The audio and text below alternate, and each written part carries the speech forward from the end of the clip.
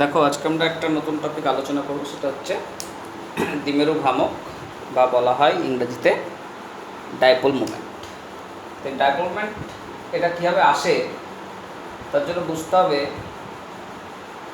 বন্ধন ভ্রামক।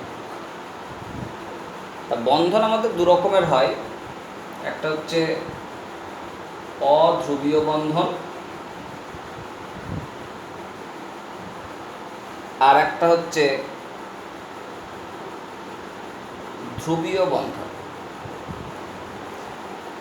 অধ্রুবীয় বন্ধন কখন হবে? যদি একই পরমাণুর মধ্যে বন্ধন গঠিত হয়, যেমন ধরো এইচ বন্ড এইচ, বা ধরো এন ট্রিপল বন্ড এন, বা ধরো ও ডবল বন্ড ও। আসলে কি হচ্ছে, এখানে যে দুটো অ্যাটম আছে, দুটো অ্যাটমেরই ইলেকট্রোনেগেটিভিটি সমান প্রত্যেক ক্ষেত্রে। তার জন্য দেখা যাচ্ছে যে বন্ধন ইলেকট্রনকে কোনো পরমাণু নিজের দিকে টেনে নিতে পারছে না। তার জন্য এগুলোকে বলছি আমরা অধ্রুবীয় বন্ধন।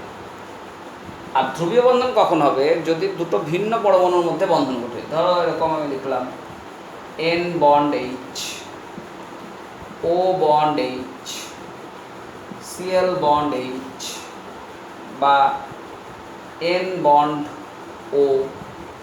তাহলে এরকম যখন ভিন্ন পরমাণুর মধ্যে বন্ধন গঠিত হবে তখন আমরা বলবো সেই বন্ধনগুলোকে ধ্রুবীয় বন্ধন। অর্থাৎ তড়িৎ ঋণাত্মকতা একটা পার্থক্য এখানে দেখা যাচ্ছে। নাইট্রোজেন আর হাইড্রোজেনের মধ্যে মোর ইলেকট্রোনেগেটিভ নাইট্রোজেন, ইলেকট্রোপজিটিভ হচ্ছে hydrogen. Electronegative oxygen, electropositive hydrogen. Electronegative chlorine, electropositive hydrogen. এই দুটোর মধ্যে ইলেকট্রোনেগেটিভ অক্সিজেন, ইলেকট্রোপজিটিভ হচ্ছে নাইট্রোজেন। তাহলে এই বন্ধন ইলেকট্রন জোড়কে নিজের দিকে টানার যে ক্ষমতা, সেটাকে আমরা তড়িৎ ঋণাত্মকতা বলি। এবার এই তড়িৎ ঋণাত্মকতার জন্য বন্ধনের মধ্যে তোমার দুটো মেরু সৃষ্টি হচ্ছে। এই মেরুতা সৃষ্টি হলে আমরা বলবো সেখানে বন্ধন ভ্রামক তৈরি হচ্ছে। এই বন্ধন ভ্রামকগুলো সবসময় আমরা ডিনোট করবো এরকম একটা ভেক্টরের মতন সাইন দিয়ে। তোমরা যেরকম ভেক্টরের চিহ্ন লেখো, সেই ভেক্টরের চিহ্ন দিয়ে প্রকাশ করা হয়। এবং মাথায় রাখবে, এই বন্ধনের ধ্রুবীয় বন্ধনের ক্ষেত্রে যে বন্ধন ভ্রামক, এই বন্ধন ভ্রামক সবসময় পজিটিভ থেকে নেগেটিভ এন্ডের দিকে কাজ করবে। তাহলে এর ক্ষেত্রে আমরা এইভাবে লিখব, এর ক্ষেত্রে এই ডাইরেকশানে দেখাবো, এর ক্ষেত্রে এই ডাইরেকশানে দেখাবো। তাহলে একটা অণুর মধ্যে এরকম যদি একাধিক ধ্রুবীয় বন্ধন থাকে, সেই সমস্ত ধ্রুবীয় বন্ধনগুলোর সমষ্টিকে একত্রে যে মান পাওয়া যাবে সেই মানকে আমরা বলবো অণুর দ্বিমেরু ভ্রামক বা ডাইপোল মোমেন্ট। তাহলে কি বলছি কথাটা? যে একটি অণুতে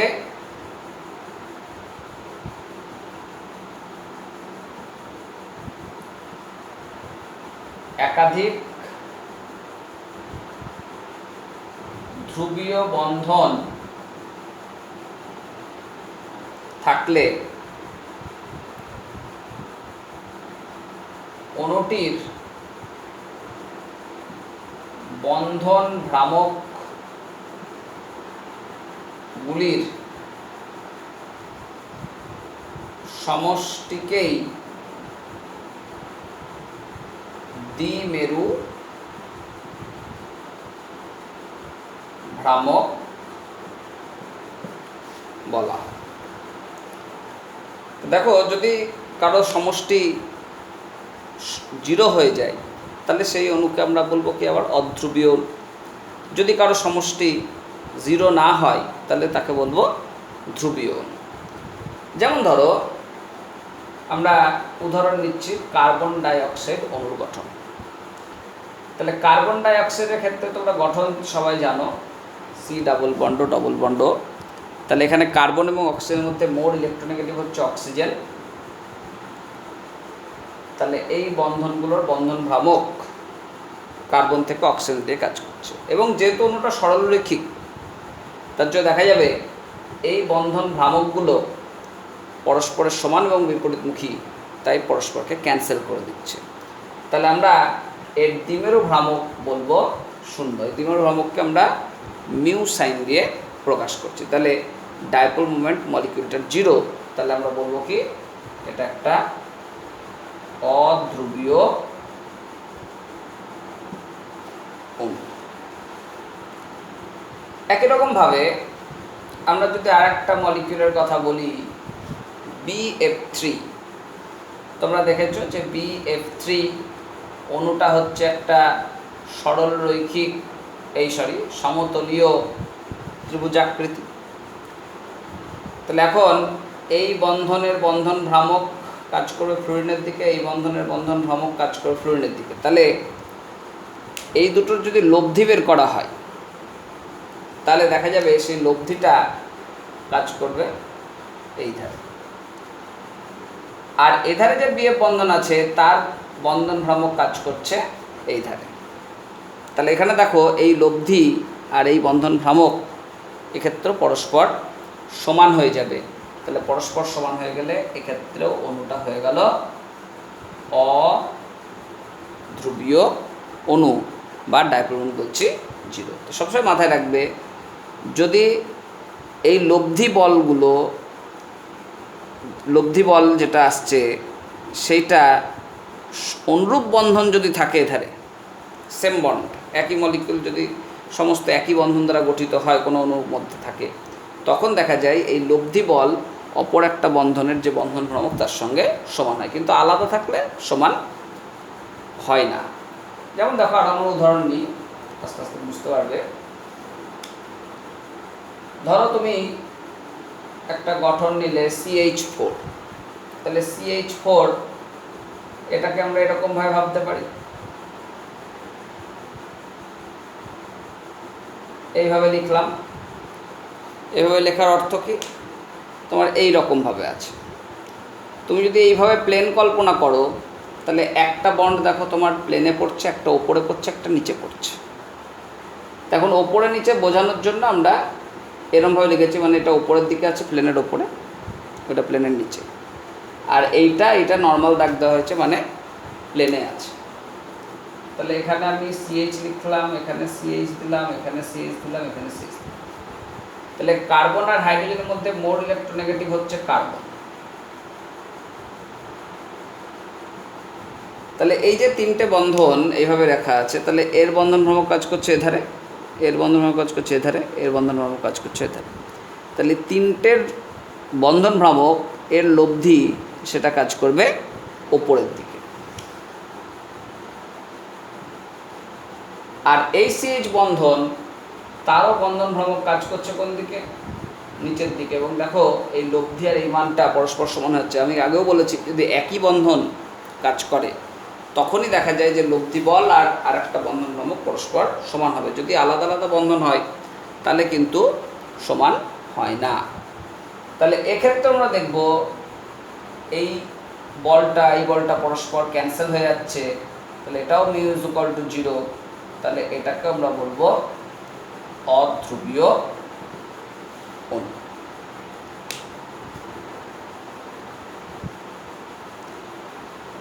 একই রকম ভাবে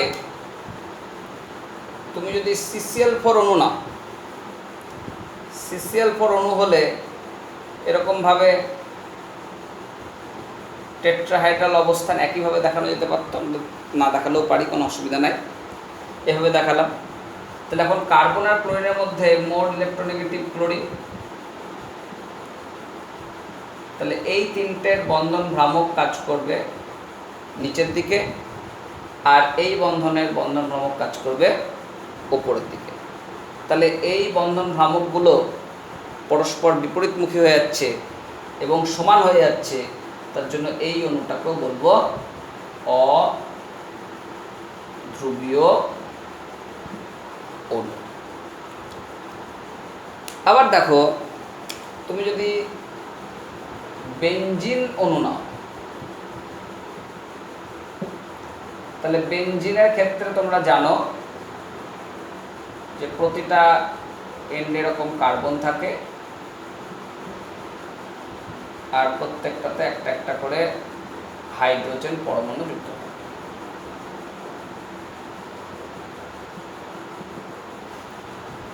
তাহলে এখন কার্বন আর হাইড্রোজেন এর মধ্যে মোর ইলেকট্রোনেগেটিভ কার্বন, তাহলে এই বন্ধন ভ্রামক কাজ করবে এদিকে, এর কাজ করবে এদিকে, এর কাজ করবে এদিকে, এর কাজ করবে এদিকে, সবই দেখো আলটিমেটলি কেন্দ্রের দিয়ে কাজ করছে। তাহলে এইটা এটার দ্বারা ক্যান্সেল হবে, এইটা এটার দ্বারা ক্যান্সেল হবে, এটা এটার দ্বারা ক্যান্সেল হবে, তাহলে সবগুলো দ্বারা ক্যান্সেল হয়ে গেল। তাহলে এই অণুটাকেও বলবো কি একটা অধ্রুবীয় বা নন পোলার মলিকিউল। তাহলে অধ্রুবীয় অণু হতে গেলে মাথায় রাখতে হবে তাদের বন্ধন ভ্রামকের যে সমষ্টি, সেই সমষ্টি যেন শূন্য হয়ে যায়। এবার আমরা কিছু ধ্রুবীয় অণুর উদাহরণ আলোচনা করব, তারপর আমরা কিছু কম্পারিজন দেখব। ধ্রুবীয় অণু যেমন ধরো তুমি একটা উদাহরণ নিলে CH Cl3, তাহলে কার্বন হাইড্রোজেন টেট্রাহাইড্রালি থাকবে, তাহলে কার্বন আর Cl এধারে কাজ করছে, এটা এধারে কাজ করছে, এটা এধারে কাজ করছে, তাহলে তিনটে সমষ্টি নিচের ধারে কাজ করছে। আর এই যে কার্বন হাইড্রোজেন, এটাও দেখো কার্বন মোর ইলেকট্রোনেগেটিভ, এটাও কার্বনের দিয়ে কাজ করছে। তাহলে এই দুটো লব্ধি বল দেখো যোগ হয়ে গেল, তার মানে এদের একটা কিন্তু নির্দিষ্ট অভিমুখে তোমার বন্ধন ভ্রামকগুলোর সমষ্টি দেখাচ্ছে। তাহলে আমরা এই অণুটাকে বলবো কি একটা ধ্রুবীয় অণু, অর্থাৎ এর মিউ নট ইকুয়াল টু 0। তাহলে এটাকে বলবো একটা ধ্রুবীয়। তোমার এই মিউর ভ্যালু মুখস্থ করার দরকার নাই, কত অণু আছে কত মুখস্থ করবে, মুখস্থ আমাদের করার দরকার নাই। কোনটা ধ্রুবীয় কোনটা অধ্রুবীয় এই জ্ঞানটা তোমাদের রাখতে হবে। আবার দেখো তুমি যদি আর একটা মলিকিউল নাও, ধরো নিলে SO2, এর গঠন তোমরা দেখেছো, S double bond O double bond O আর এইখানে একটা লোন পেয়ার ইলেকট্রন। তাহলে সালফার আর অক্সিজেনের মধ্যে মোর ইলেকট্রোনেগেটিভ অক্সিজেন, মোর ইলেকট্রোনেগেটিভ হচ্ছে অক্সিজেন, তাহলে এখানে বন্ধন ভ্রামক অক্সিজেনের দিয়ে কাজ করছে, এখানে বন্ধন ভ্রামক অক্সিজেন দিয়ে কাজ করছে, তাহলে এই দুটোর লব্ধি কাজ করছে নিচের দিকে। আবার এই সালফার আর লোন পেয়ার ইলেকট্রন, তার মধ্যে যে বন্ধন ভ্রামক সেটা কাজ করছে নিঃসঙ্গ ইলেকট্রন জোড়ের দিয়ে। দুইয়ের যে মিলিত ফল দেখা যায় নিচের ধারে যেটা কাজ করছে সেটাই বেশি হিসাবে কাজ করছে। কিন্তু দেখো আমি ছোট করে আঁকলাম, কারণ এই দুটো কি পরস্পর বিপরীত, তার জন্য বিয়োগ ফল হচ্ছে, মানটা কমে যাচ্ছে। আর এখানে দেখো দুটো একই দিয়ে কাজ করছিল বলে যোগ করে দিয়েছি। তাহলে আমি আবারও বলছি, যদি এখানে আর একটা ডবল বন্ড ও থাকতো তাহলে কিন্তু এই বন্ডের লব্ধি এই বন্ডের লব্ধি সমান হয়ে যেত, কিন্তু এখানে যেহেতু ভিন্ন ধরনের বন্ড হয়ে গেল, তার জন্য এদের একটা নির্দিষ্ট দ্বিমেরু ভ্রামকের মান আমরা পাচ্ছি। তাহলে বলবো মিউ নট ইকুয়াল টু 0। তাহলে SO2 কিন্তু ধ্রুবীয়।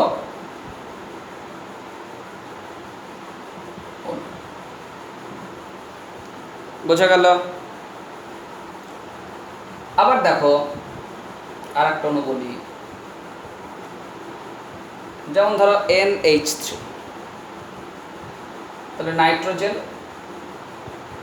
এখানে নিঃসঙ্গ ইলেকট্রন জোড় থাকবে, আর এরকম তিনখানা হাইড্রোজেন ওই একই চতুস্তলকীয়ভাবে অবস্থান করছে, এইভাবে অবস্থান করছে তিনখানা হাইড্রোজেন।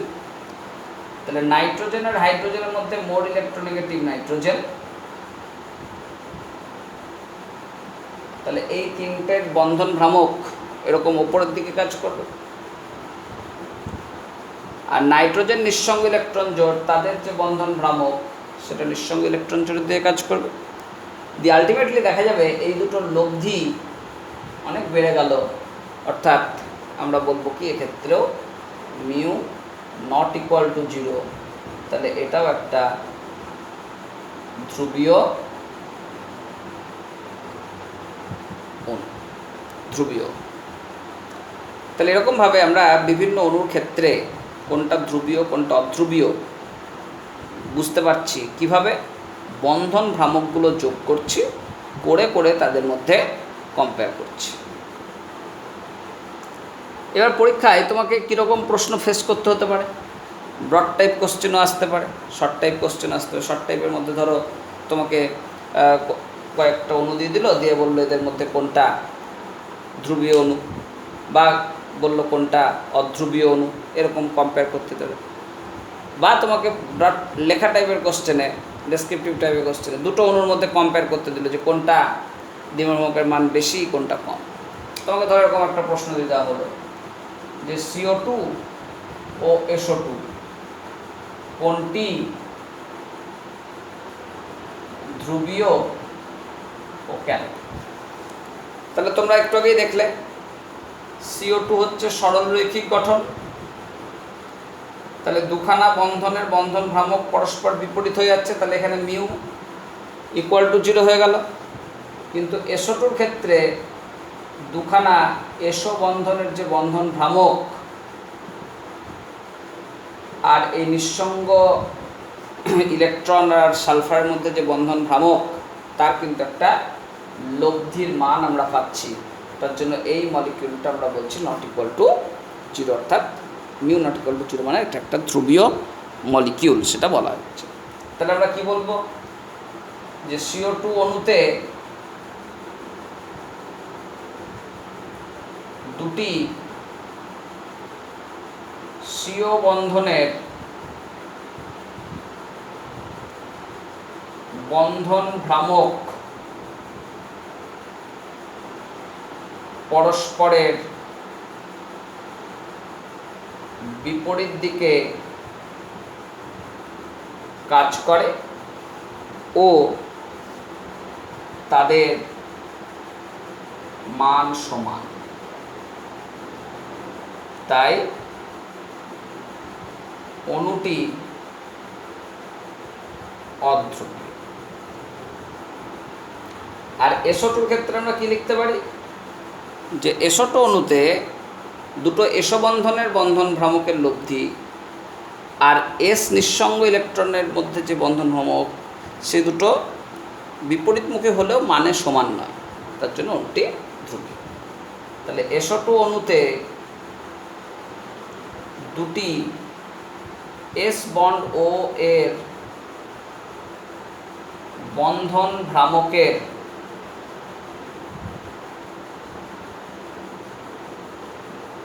লব্ধি সালফার ও নিঃসঙ্গ ইলেকট্রনের বন্ধন ভ্রামকের বিপরীত হলেও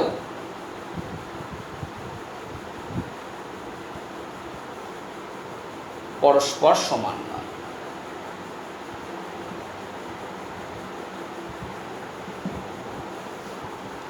সেই কারণে আমরা বলবো কি, তাই CO2 হচ্ছে অধ্রুবীয় কিন্তু SO2 ধ্রুবীয়। তাই CO2 অধ্রুবীয় ও SO2 ধ্রুবীয় অণু।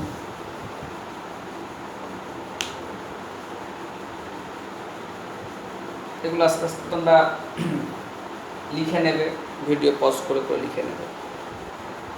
নেক্সট দেখো, আবার একটা কম্পেয়ার তোমাদের খুব পরীক্ষার পারপাসে ইম্পর্টেন্ট। ধরো তোমাকে কম্পেয়ার করতে দিল যে NH3 এবং NF3 কোনটির দ্বিমেরু ভ্রামকের মান বেশি এবং কেন? কি বলছি? NH3 ও NF3 কোনটির দ্বিমেরু ভ্রামকের মান বেশি ও কেন? দেখো NH3 এবং NF3 দুটোর স্ট্রাকচার কিন্তু সেম।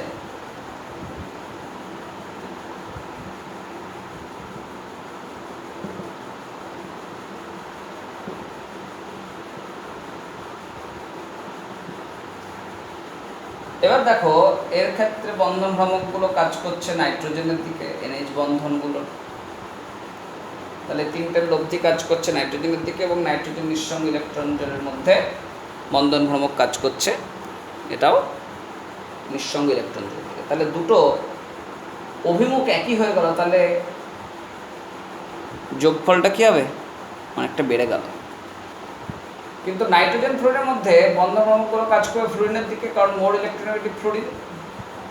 তাহলে এদের তিনটের যে লব্ধি আর নাইট্রোজেন আর নিঃসঙ্গ ইলেকট্রন জোড়ের মধ্যে যে বন্ধন ভ্রামক, সে দুটো দেখো পরস্পর বিপরীতমুখী হচ্ছে। তাহলে বিপরীতমুখী হলেই আমরা কি দেখব? কিছুটা হলেও বন্ধন ভ্রামকের মান হ্রাস পেয়ে যাবে। তার জন্য আমরা দেখব mu of NH3 greater than mu of NF3। তাহলে আমরা বলবো NH3 অণুতে তিনটি NH বন্ধনের লব্ধি ভ্রামক এবং নিঃসঙ্গ ইলেকট্রন জোড়ের যে বন্ধন ভ্রামক, সেগুলো একই দিকে কাজ করছে, তার জন্য লব্ধিটা বাড়ছে। অন্যদিকে NF3 অণুতে তিনটি NF বন্ধনের বন্ধন ভ্রামকের লব্ধি আর নাইট্রোজেন নিঃসঙ্গ ইলেকট্রন জোড়ের বন্ধন ভ্রামকের যে লব্ধি পরস্পর বিপরীতমুখী, যে কারণে NH3 দ্বিমেরু ভ্রামকের মান NF3 তুলনায় বেশি হয়।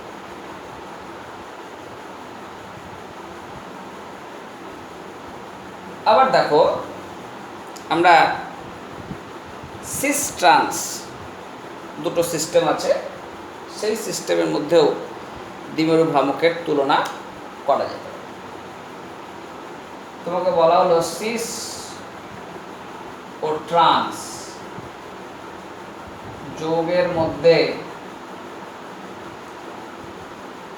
কোনটির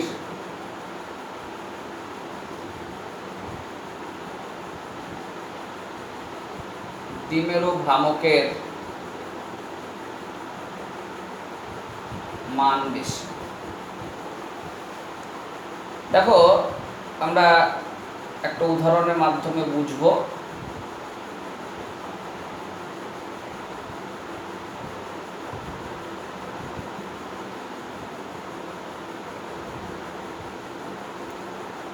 এটাকে বলা হচ্ছে সিস সমবায়, আর এটাকে বলা হচ্ছে ট্রান্স সমবায়। তাহলে সিস আর ট্রান্সের মধ্যে পার্থক্য নিশ্চয়ই তোমরা বুঝতে পারছো। দেখো এই যে ডবল বন্ড কার্বন আছে, তার একই দিকে, ডবল বন্ডের একই দিকে যদি একই গ্রুপ থাকে তখন তাকে বলা হয় সিস। আর এই ডবল বন্ডের দেখো বিপরীত দিকে একই গ্রুপ থাকলে তখন সেটাকে বলবো ট্রান্স।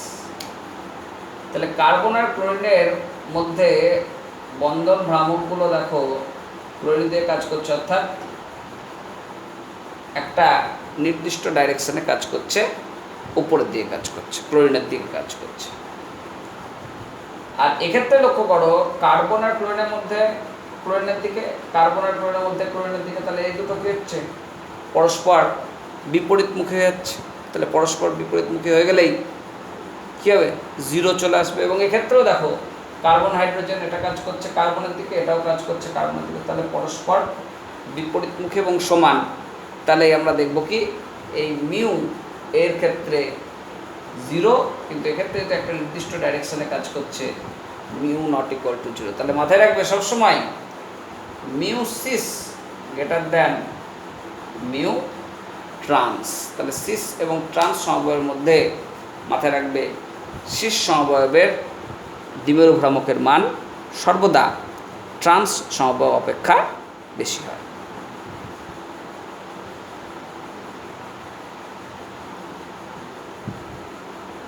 আর একটা তোমাদের উদাহরণ বলি, খুব গুরুত্বপূর্ণ উদাহরণ, তারপর আমরা এর একক সম্বন্ধে আলোচনা করব। এখান থেকে কিছু কিছু অঙ্ক আছে ছোট ছোট, সেগুলো একটু আমরা জানবো। তা দেখো তার আগে আমরা একটু উদাহরণ করি।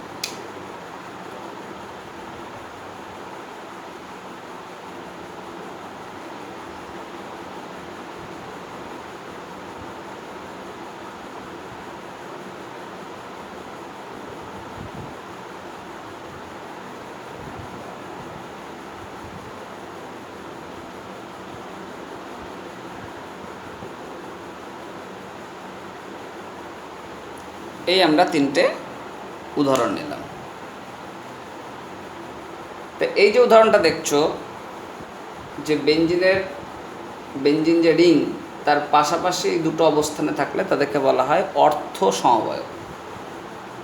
যদি একটা বাদে থাকে, একটা পজিশন বাদে সেম গ্রুপ থাকে আবার, তখন সেগুলোকে বলা হয় মেটা সমবায়। সেম গ্রুপ না থাকলেও হয়, একটা বাদে।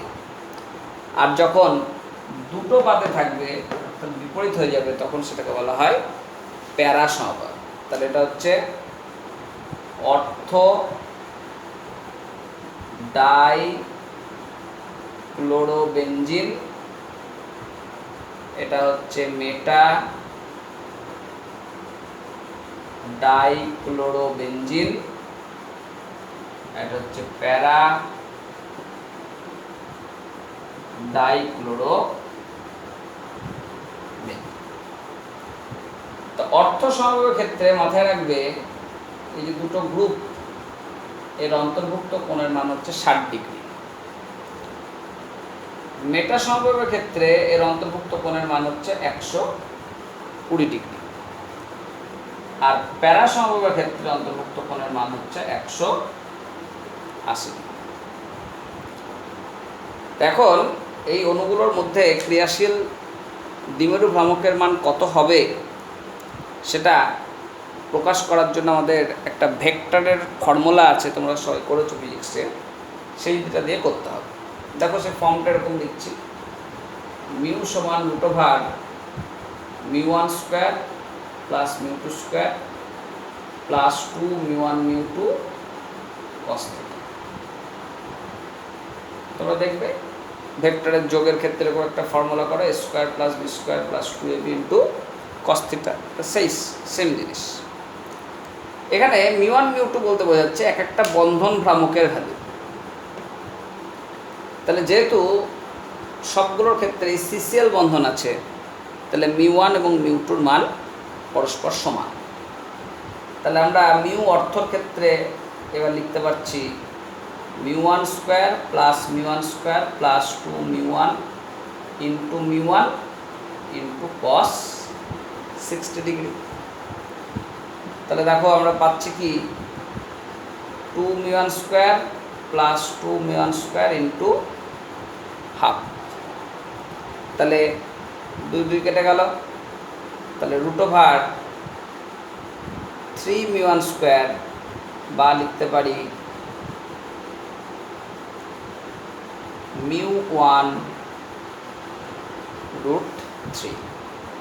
তাহলে অর্থ ডাইক্লোরোবেনজিনের ক্ষেত্রে মিউ অর্থ মানে হচ্ছে অর্থ পজিশনে যখন আছে, অর্থ ডাইক্লোরোবেনজিনের জন্য লিখছি, তখন ফর্মুলায় মান দেখছি কি μ1 √3। কারণটা বুঝতে পেরেছ? কারণ μ1 আর μ2 একই কেন? কারণ দুটোই হচ্ছে সেম বন্ড। যদি আলাদা থাকতো, ধরো এখানে সিসিএল আছে, এখানে সিবিআর আছে, তাহলে অর্থ হতো, তখন μ1 μ2-র ভ্যালু আমরা আলাদা করে নির্ণয় করব। এবার আমরা যদি মিউ মেটা বলি, তাহলে কি আসবে? μ1 square plus μ1 square plus 2 μ1 square cos 120 degree. তাহলে একবার সরাসরি লিখে দিচ্ছি 2 μ1 square plus 2 μ1 square into cos 120 degree. তাহলে লেখা যায় 2 μ1 square plus 2 μ1 square into minus cos 120 degree মান হচ্ছে মাইনাস হাফ। তাহলে এটা কেটে গেল, তাহলে মাইনাস μ1 স্কোয়ার হয়ে গেল। তাহলে আমরা পেলাম শুধু μ1 স্কোয়ার মানে μ1। আর যদি প্যারা সমবায়ের ক্ষেত্রে করো, প্যারা সমবায়ের ক্ষেত্রে মিউ প্যারা সমবায়ের ক্ষেত্রে যদি করো, আচ্ছা আমরা একটু ওপরে করছি, দেখতে হবে না, একটা স্ট্রাকচারগুলো তো বুঝে নিয়েছো, আমাদের বোর্ডে থাকছেই, তোমরা লিখে নিবে। তাহলে মিউ প্যারা যদি করি, তাহলে কি আসবে? μ1 square plus mu one square plus 2 mu one square into cos 180 degree. তো তোমরা জানো যে কস 180 ডিগ্রির মান কত হয়? -1 হয়। তাহলে আমরা পাচ্ছি 2 mu one square into 2 mu one square equal to 0। তাহলে অর্থ, মেটা এবং প্যারা ডাইক্লোরোবেনজিনের ক্ষেত্রে আমরা দেখব অর্থ পজিশানে থাকলে দেখো মিউ1 ইন্টু √3, √3 মানে হচ্ছে 1.732, তাহলে 1.732 ইন্টু মিউ1, এখানে শুধু মিউ1, এখানে 0। তাহলে অর্থ, মেটা, প্যারা আইসোমারগুলোর মধ্যে মাথায় রাখবে সবথেকে বেশি দ্বিমেরু ভ্রামকের মান হচ্ছে অর্থ, তারপর হচ্ছে মেটা, সবথেকে কম হচ্ছে প্যারা। তাহলে আমরা বলবো মিউ অর্থ গ্রেটার দেন মিউ মেটা গ্রেটার দেন মিউ প্যারা। তাহলে এইভাবে আমরা বিভিন্ন অণুর মধ্যে দ্বিমেরু ভ্রামকের তুলনা করতে পারবো তার স্ট্রাকচার জানা থাকলে। তাহলে স্ট্রাকচারগুলো জানার জন্য আমাদের ভিএসিপিআর তত্ত্ব, হাইব্রিডাইজেশন তত্ত্ব এগুলোর সাহায্য নিতে হবে। আর রেজাল্ট্যান্ট যদি কোনো মলিকুলের মধ্যে পাওয়া যায়, বন্ড মোমেন্টের রেজাল্ট্যান্ট যদি পাওয়া যায়, তাহলেই বলবো একটা নির্দিষ্ট দ্বিমেরু ভ্রামকের মান আছে। আর যদি রেজাল্ট্যান্ট 0 হয়ে যায়, লব্ধি 0 হয়ে যায়, তাহলে বলবো দ্বিমেরু ভ্রামকের মান 0 হয়ে গেছে। এবার দেখো এই দ্বিমেরু ভ্রামককে আমরা প্রকাশ করছি বললাম মিউ দিয়ে। তাহলে দ্বিমেরু ভ্রামক সমান যে মিউ লিখছি, মিউ এর ম্যাথমেটিক্যাল ফর্ম হচ্ছে ই ইন্টু ডি, যেখানে ই হচ্ছে ইলেকট্রনের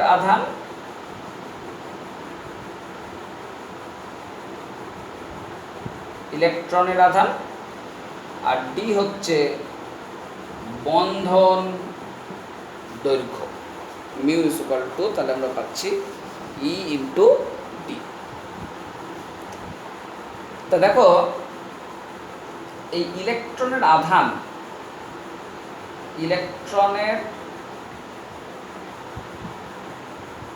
আধান এটাকে আমরা 4.8 ইন্টু 10⁻⁻10 ESU বলবো। আর বন্ধন দৈর্ঘ্য সাধারণত অ্যাংস্ট্রম এককে থাকে। অ্যাংস্ট্রম মানে হচ্ছে 10⁻⁻8 সেমি। তাহলে মিউ এর যদি আমরা মান বের করি, তাহলে দেখো এখানে যা গুণফল আসবে এরকম একটা আমরা পাবো। যদি এটা 1 অ্যাংস্ট্রমও হয় তাহলে 10⁻⁸ সেমি। তাহলে আমরা পাচ্ছি কি 4.8 ইন্টু 10⁻⁻10 ইন্টু 10⁻⁸ ESU সেন্টিমিটার, বা লেখা যাচ্ছে 4.8 ইন্টু 10⁻⁻18 ESU সেন্টিমিটার। মাথায় রাখবে 10⁻⁻18 ESU সেন্টিমিটার, এটাকে আমরা 1 ডিবাই বলি। ডি মানে হচ্ছে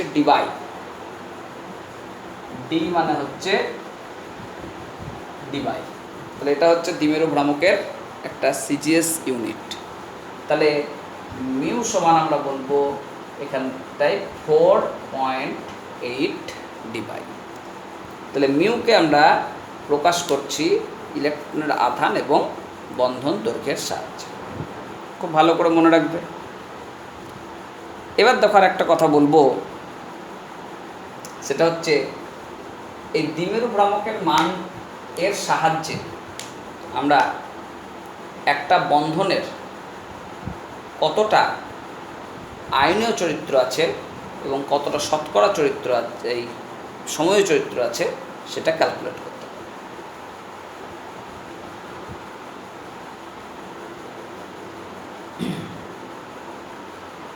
মাথায় রাখবে যে এই আয়নীয় চরিত্র এবং সময় চরিত্র ক্যালকুলেট করার জন্য আমাদের একটা ফর্মুলা আছে। সেই ফর্মুলাটা হচ্ছে যে তোমার কোনো একটা বন্ধনের শতকরা যে আয়নীয় মাত্রা, সেটা হচ্ছে পরীক্ষালব্ধ দ্বিমেরু ভ্রামকের মান বাই তাত্ত্বিক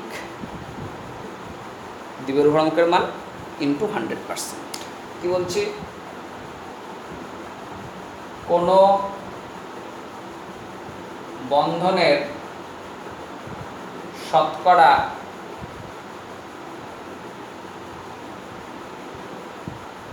আয়নীয় চরিত্র সমান আমরা বলবো কি পরীক্ষালব্ধ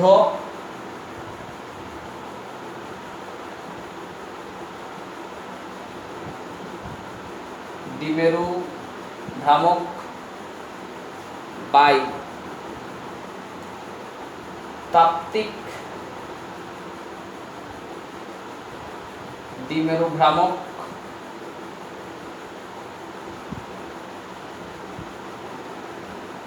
ইন্টু 100%। ইন্টু 100 করলে পার্সেন্ট চলে আসবে। তা পরীক্ষালব্ধ দ্বিমেরু ভ্রামকের মান সেটা তোমাকে অঙ্কে দেওয়া থাকবে।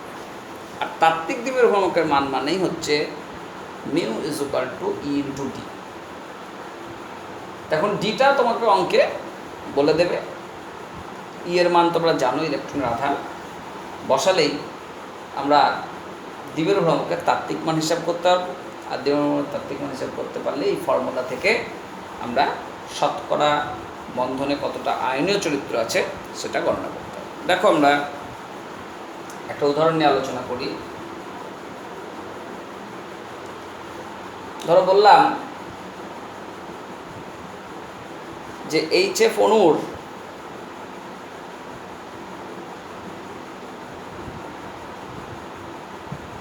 দ্বিমেরু ভ্রামকের মান 2.00 ডিবাই এবং HF বন্ধন দৈর্ঘ্য 0.92 অ্যাংস্ট্রম হলে HF বন্ধনে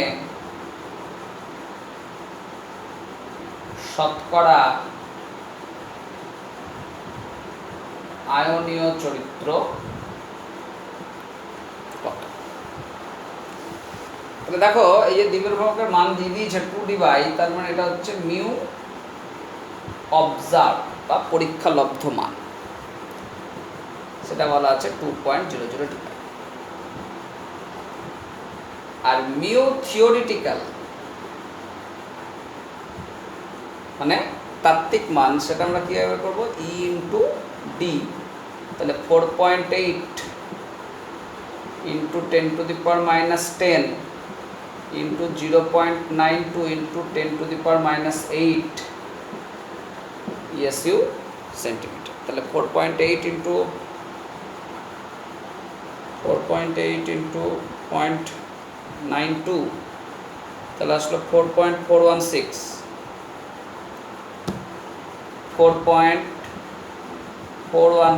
ইন্টু 10⁻18 ESU সেমি, বা বলবো 4.416 ডিবাই। তাহলে পরীক্ষালব্ধ মান হচ্ছে 4.416 আর তাত্ত্বিক মান হচ্ছে 2 ডিবাই। তাহলে এখন HF বন্ধনে শতকরা আয়নীয় চরিত্র সেটা কি বলবো, mu observe by mu theoretical value into 100%। তাহলে বলবো শতকরা আয়নীয় চরিত্র 2.00 বাই 4.416 ইন্টু 100%। তাহলে